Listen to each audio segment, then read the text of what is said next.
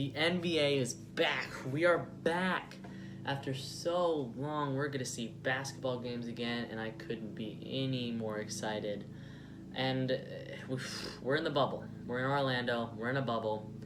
There's 8 games for the NBA teams to decide if they want to be in the playoffs or not, what seed they want to be in. So I'm going to talk through 3 main topics to watch for in these 8 games until the playoffs, and then, it's the playoffs.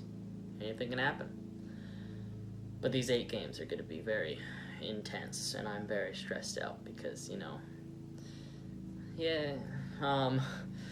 So, the race for the 8th in the West is a fight between the Grizzlies, Pelicans, Blazers, and the Kings. Now, the Grizzlies are currently 3.5 games above the other 3 teams. So, they have a good chance to be the 8th seed. But the whole thing, how it's going to work, is that the 9th seed has a play-in game against the 8th seed.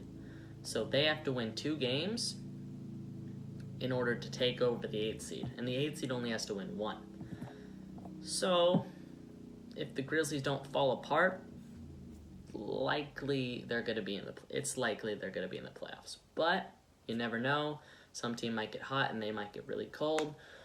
So let's see. So the other teams that are in the West that are in the bubble are the Spurs, and they're only 4 games back, but I don't really feel like they have a chance since LaMarcus Aldridge is not in the bubble, and if they were going to make a move, he'd probably have to be there. And for the Suns, they're 6 games back from the Grizzlies, and that just seems like too big of a gap to overcome in only 8 games. So I don't really feel like they're threats, but these teams are. So the Grizzlies did trade away Jay Crowder and Andre Iguodala, so I do think that a team can pass them over for the 8th seed. It's going to be difficult since they have to win 2 and the Grizzlies only have to win 1, but it's possible. Now, the Pelicans do have a decent chance to get to the playoffs, but unfortunately Zion left the bubble due to a family emergency and has yet to come back. So unless he comes back soon, their chances do shrink pretty immensely. So they still have a chance. They're still a decent team without Zion, but Zion would have given them a much better advantage.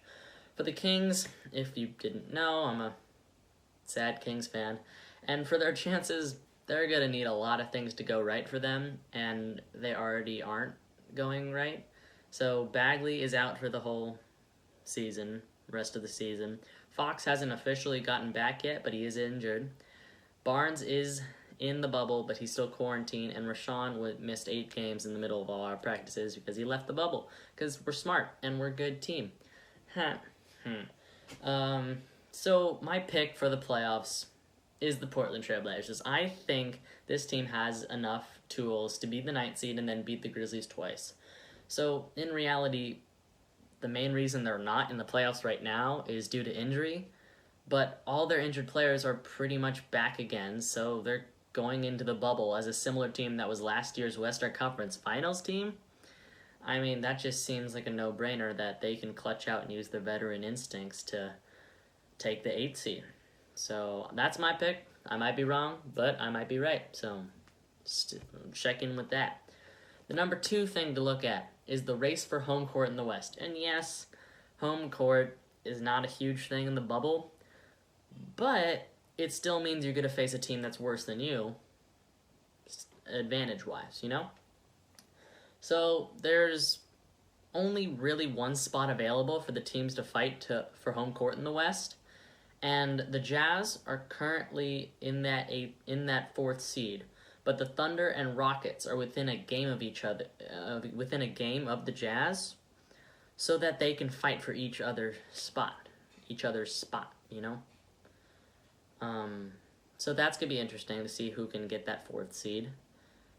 Now, the Mavericks are pretty locked in at 7, and the Lakers, Clippers, and Nuggets are pretty locked in at 1, 2, 3, so it's going to be weird.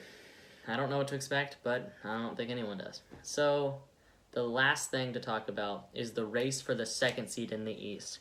Now, you might be thinking the 2nd seed, but don't you just want to be the 1st seed? Bucks are the 1st seed. There's not really debate there. They're going to be the 1st seed going into the playoffs.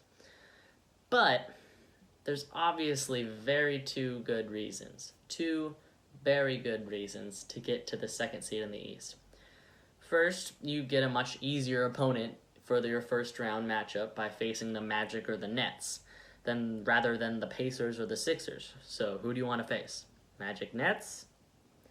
Sixers Pacers. It's not really a brainer.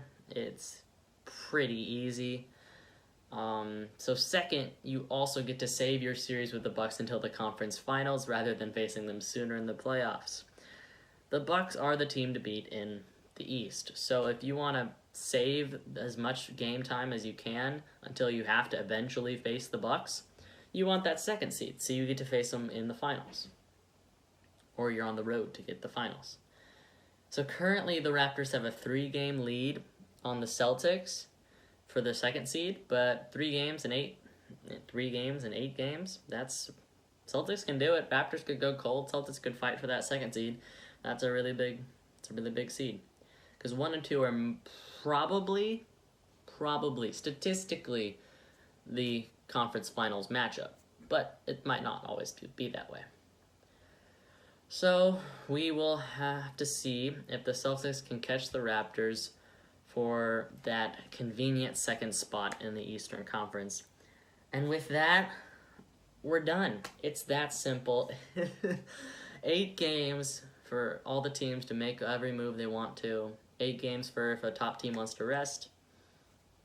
Hopefully for the Kings, because we get to face good teams that are resting. So that means they have a good chance to win.